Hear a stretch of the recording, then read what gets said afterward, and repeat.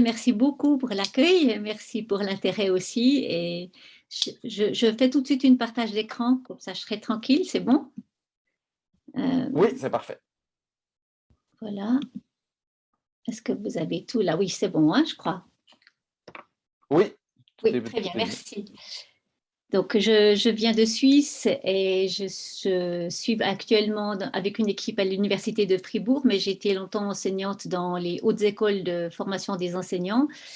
Et j'aimerais vous présenter aujourd'hui, sans me présenter plus largement, on peut toujours se rencontrer autrement, vous présenter un élément qui appartient à une recherche que j'ai menée dans ma thèse et je trouvais tellement intéressant de reprendre cette question de l'informateur clé parce qu'effectivement, dans des thèses ethnographiques, on a vraiment besoin de personnes qu'on rencontre et du lien qu'on construit avec elles. Et donc, j'avais envie de partager ça avec vous. Comme vous êtes tous des chercheurs et vous connaissez bien ces éléments, je ne vais pas m'apesantir sur les références, mais dire que nous sommes héritiers de ceux qui nous ont précédés et moi, je me sens héritière en particulier des personnages que vous trouvez autour en photo ici et qui ont constitué au fond cet univers théorique de l'école de Chicago et plus largement et de ce berceau de la recherche participative. Donc, je ne m'appesantis pas sur ces éléments-là, je vais vous parler directement de la question, simplement poser la recherche non pas dans de l'anthropologie, mais dans l'interactionnisme symbolique, qui est bien héritier aussi de Boas et d'autres chercheurs qui sont dans cette dynamique de recherche aussi anthropologique au départ, mais qui vont s'intéresser aux interactions en particulier, au sens que donnent les personnes qu'on rencontre à leur expérience et surtout à la situation dans laquelle tout cela se construit. Alors, je propose ici une pensée de Hugh Meehan qui dit que la relation de proximité avec les gens pour analyser de près ce qu'ils disent et ce qu'ils font pour bien saisir les subtilités et contradictions et les nuances de la vie quotidienne, eh bien, cette posture pour construire des liens solides avec le terrain, elle n'est pas si simple à réaliser. Et dans la recherche que j'aimerais vous montrer, je voudrais vous parler simplement d'une période, d'une partie de la recherche qui n'est pas la construction de la problématique, mais qui est le temps de l'entrée dans le terrain, de la recherche de terrain, de la conquête de ce terrain pour y exister, pour y faire des liens, pour trouver des alliés et comment, au fond, ces alliés deviennent importants et comment cette relation est particulièrement importante pour ce type de recherche. Alors ça, c'est simplement le cadre, enfin le design de ma recherche pour vous montrer où on se situe dans ce que je vais vous raconter maintenant. Le contexte, en fait, de cette recherche, c'est un questionnement. Je suis juste ennuyée parce que j'ai des personnages sur mon écran. C'est possible que ça disparaisse ou pas? Vous savez ça? Parce que je n'arrive pas à tout Ah, lire. Vous voyez tout, bien vous voyez aussi des images. non, on peut tout voir. Ouais, je crois qu'il n'y a pas de problème du côté de l'audience. Euh, ok, alors c'est moi qui devrais afficher la vidéo de j'arrive pas à enlever ça. Discuter, partager. Je ne sais pas comment je dois faire ça. Ah voilà, j'ai plus que vous, ça va. Plus qu'une. Ok, merci. Voilà. Alors, je reviens sur ce contexte, le fil rouge de la recherche. En fait, il se pose dans un contexte suisse où l'augmentation de l'enseignement du spécialisé, là, vous voyez un graphique qui montrait que en 15 ans, l'augmentation des élèves dans les classes spéciales, de tout ce qui était enseigné et écoles spécialisées avait augmenté très fortement. Et donc, les cantons étaient inquiets, se posaient des questions. Et dans ce contexte-là aussi, mon questionnement d'enseignante spécialisée à l'époque était aussi de comprendre comment des élèves ordinaires qui ont commencé leur scolarité de manière ordinaire deviennent des enfants de la scolarité spécialisée. Et là, j'ai simplement mis la référence à ma thèse que vous pouvez trouver en ligne si vous le souhaitez. Voilà, c'est sans plus. Mais c'est juste pour vous donner ce contexte dans lequel on est pour cette recherche. Alors, bien sûr, c'est une recherche sensible, puisqu'on s'intéresse à des trajectoires d'enfants, aux éléments aussi qui font que les acteurs scolaires désignent des élèves pour aller dans le spécialisé. Je ne savais pas par où commencer. Et au fond, ma première idée, ça a été d'en discuter, d'en parler autour de moi.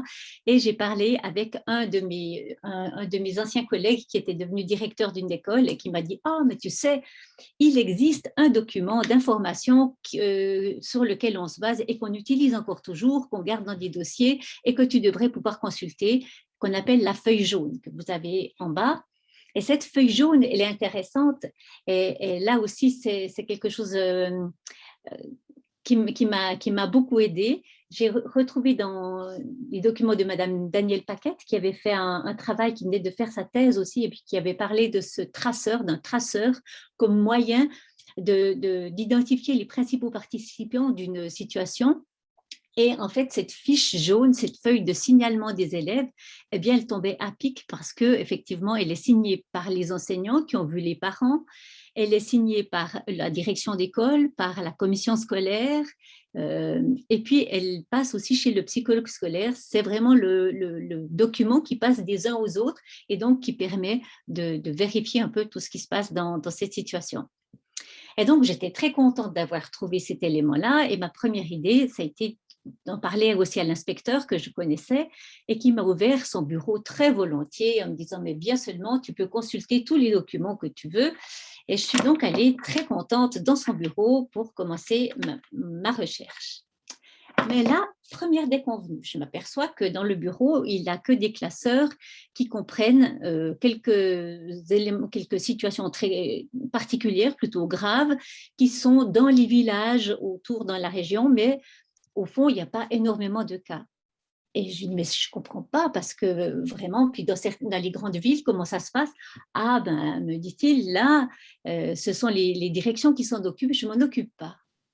Donc, ma première déconvenue, au fond, elle était intéressante aussi, et mon professeur de thèse m'a tout de suite dit de tout noter dans mon journal de bord. J'ai appris à ce moment-là, depuis longtemps, à faire ce travail-là, qu'on peut tout utiliser.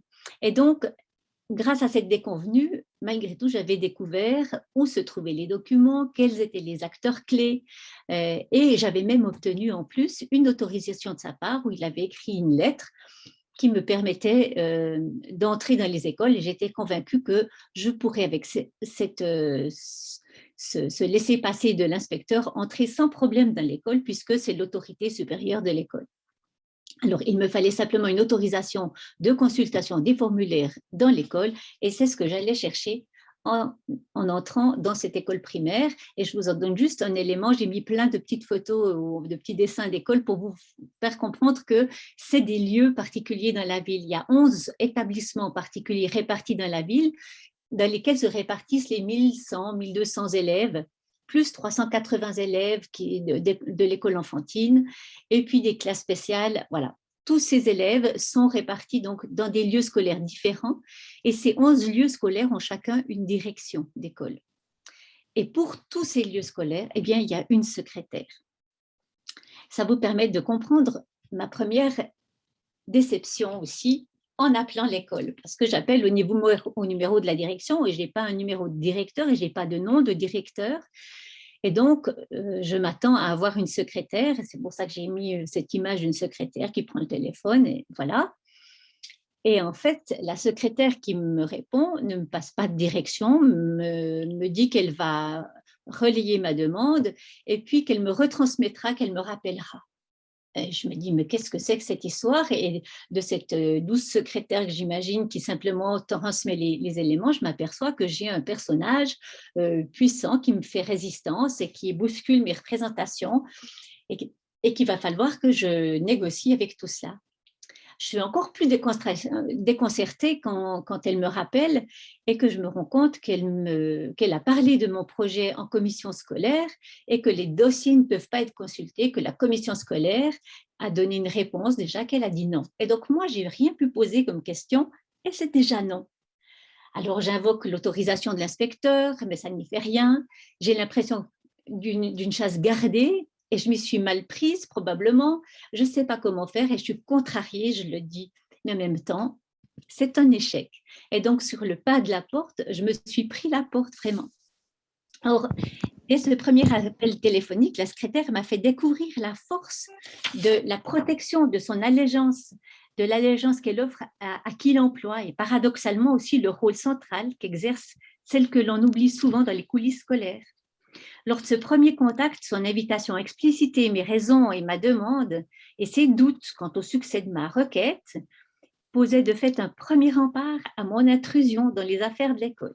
N'entre pas qui veut à l'école. Et donc, entre les affects, j'ai des tensions, je fais le point dans la poche, je ne comprends pas, je sais que je me demande comment je vais pouvoir faire. Je sais aussi que dans les enjeux que la secrétaire, elle a un rôle important et qu'il faudrait que ce soit une alliée plutôt qu'une ennemie ou quelqu'un qui s'oppose à moi. Et pour le moment, la porte est fermée, donc il faut que je trouve une solution. Et là, je me dis, je vais faire ce qu'elle me demande. Je vais écrire à la commission d'école, je vais écrire au psychologue scolaire, je vais faire des éléments pour entrer dans sa représentation et me mettre dans ses bonnes grâces. S'ensuit toute une période de tracasserie administrative dont je vous passe les éléments parce que ce n'est pas le propos ici. Mais dans toute cette période-là, elle est aussi présente, je la retrouve et on construit déjà une relation gentiment parce qu'elle se rend compte que c'est peut-être un peu exagéré ce qu'on me fait vivre. Et en même temps, les contacts sont sporadiques. Mais tout ça va prendre une année pratiquement pour entrer sur le lieu de l'école. Alors, tous ces éléments-là qui sont très ennuyants, malgré tout, je les note et ils vont devenir des éléments très instructifs pour comprendre ce qui se passe et les enjeux des signalements d'élèves. Alors, j'ai mis ici une référence au Petit Prince qui demande qu'est-ce que c'est qu'apprivoiser. C'est une chose trop oubliée, dit le renard, ça signifie créer des liens. Et j'ai retrouvé cette idée du Petit Prince parce qu'au fond, construire des liens avec un informateur clé nécessite vraiment un apprivoisement mutuel. Alors, cet apprivoisement va se faire dans les coulisses de l'école où je vais avoir des contraintes, on va me mettre dans un grenier, on va m'interdire de prendre des dossiers à l'extérieur, donc ça va légitimer ma présence dans l'école, mais en me mettant aussi dans des zones d'inconfort.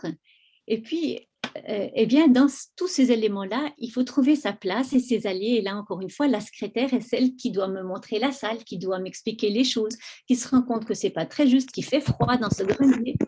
Et puis, je vais la voir pour le café. Donc, je vais utiliser ces interstices du moment où j'arrive à l'école, les moments où je le quitte, les moments où je bois le café avec elle, pour créer un contact, pour découvrir ce qu'elle pense, comment elle connaît l'école, ce qui se passe dans l'école pour elle. Et c'est une forme d'apprivoisement.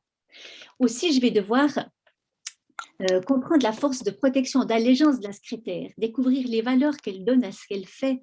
Je ne me suis pas rendu compte de l'importance de ces dossiers pour elle. C'est elle qui les a remplis, c'est elle qui s'en est occupée, qui depuis des années, depuis les 10 ans que je vais pouvoir consulter, eh bien, elle a pris soin de chaque dossier, de remplir pour chaque élève des dossiers, remplir et y mettre toutes les notes de téléphone, les rendez-vous, les PV, etc. Et donc, tout ça fait que je comprends progressivement mieux aussi le rôle de la secrétaire. Au début du travail d'enquête, mes observations sont vraiment contradictoires par rapport à elle. Elle parle de ses chefs, mais il faut entendre par là les directeurs de l'école pour qui, en plus de ses charges habituelles, elle assume clairement une part de tâches de direction. Qu'il s'agisse de la recherche de remplaçants, d'enseignants qui sont absents ou malades, ou du travail fastidieux du contrôle des horaires, par exemple. Tout ça a des répercussions sur le pensum des enseignants. Elle endosse pour eux des risques de mécontentement concernant le choix de remplacement ou d'erreurs dans les décomptes d'heures. Et pour eux, elle tient à jour des listes d'élèves, gère des dossiers, documents de rapport, assure des liens entre les différents acteurs impliqués et supporte les agacements de l'inspecteur face au retard de l'école. La secrétaire, en fait, je vais le découvrir, elle est présente tôt le matin, c'est la première à être là, et donc c'est elle qui va recevoir les premiers téléphones, et jusqu'en fin de journée, et c'est elle qui va encore poster les dernières missives à mettre en boîte. C'est elle donc qui reçoit les téléphones, qui répond aux parents, qui centralise et redistribue les informations reçues, souvent par courrier électronique ou par téléphone. Elle récolte et adresse à chacun les explications nécessaires, prend les contacts de dernière minute, rappelle les dates de restitution de documents. Et sans souci, chacun compte sur elle pour rassembler, classer, rappeler, transmettre tout ce qui est dû. Et progressivement, eh bien, par le fait même d'accepter cette part de travail des directeurs, de faire ce que Goffman appelle le sale boulot, pardon, c'est pas Goffman qui en parle le premier, c'est vraiment Hughes, le sale boulot, que personne ne veut faire, eh bien, elle est devenue au fond le bras droit des directions d'école, de ces directions qui sont disséminées, qui ont besoin d'elle. Et donc, de référente administrative pour les aider dans leurs responsabilités gestionnaires, elle est devenue réceptionniste de tous les appels, les après-midi libres ou juste durant les heures d'école. Donc, pour toutes les tâches cumulées, elle est devenue la mémoire d'école, son disque dur. C'est ce que disent certains des collègues que je rencontre. Ils disent aussi qu'elle est la mémoire vive de l'école, qu'on ne se rend pas bien compte de son importance. Et quand elle prendra sa retraite, eh bien, ça va être difficile sans elle. Et ces attentes multiples ont contribué paradoxalement à une reconnaissance de son travail. C'est pourquoi, malgré les risques potentiels occasionnés par le stress, les changements et les attentes, elle ne se révolte pas. Tout au plus, elle est agacée, mais elle hausse les épaules. Elle dit de toute façon, il faut bien que je le fasse. Elle a conscience de la coordination qu'elle assure pour l'école, mais en fait, dans son objet, elle n'en fait pas un objet d'importance.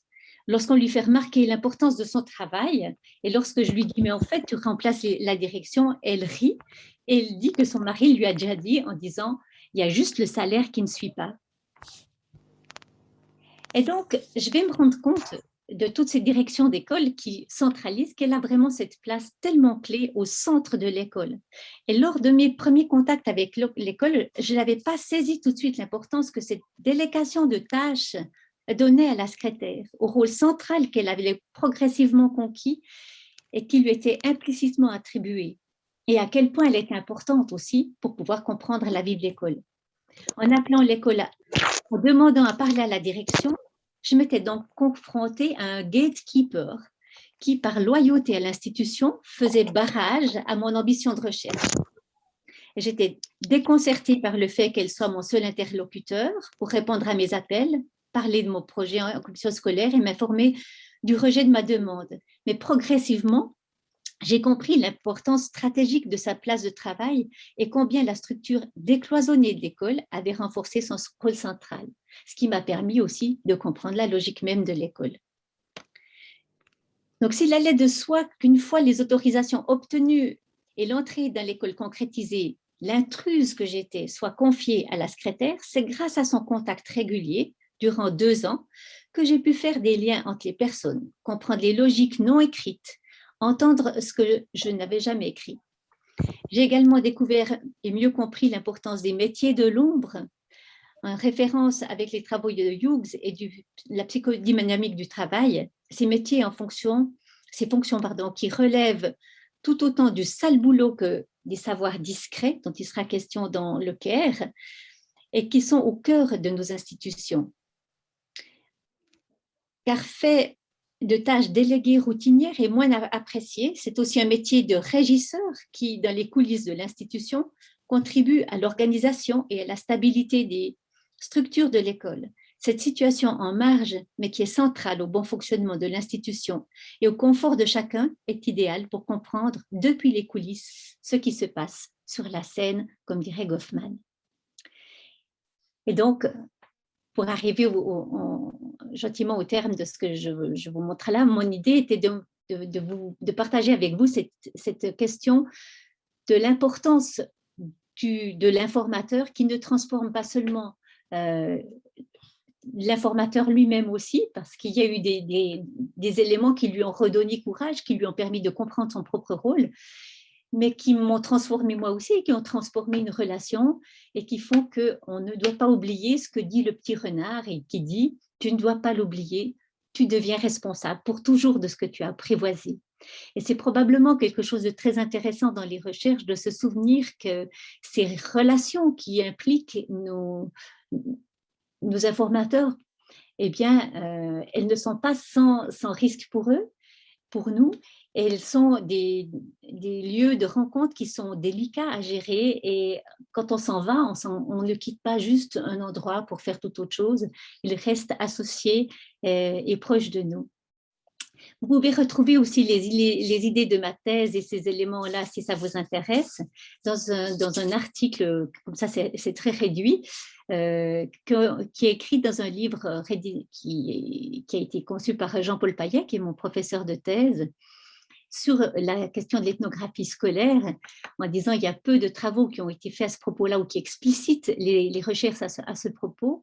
Et il a demandé à Howard Becker de pouvoir traduire un de ses textes, précisément sur l'étude des écoles. Et Becker a accepté de faire traduire ce texte qui est en premier dans ce livre. Et vous y trouverez là un article que j'ai intitulé « Tu sais, tu ne nous apprends rien ». Ethnographie des coulisses professionnelles de la discrimination scolaire et qui montre qu'à l'intérieur de l'école, beaucoup de choses sont sues mais tues et que c'est un monde aussi à part qu'il faut pouvoir approcher avec sensibilité et délicatesse et pourtant tout le monde connaît bien cette histoire. Et donc, je vous laisse avec cette idée encore du petit renard qui dit « Si tu m'apprivoises, nous aurons besoin l'un de l'autre et tu seras pour moi unique au monde et je serai unique au monde pour toi. » Et donc, je vous remercie beaucoup pour votre attention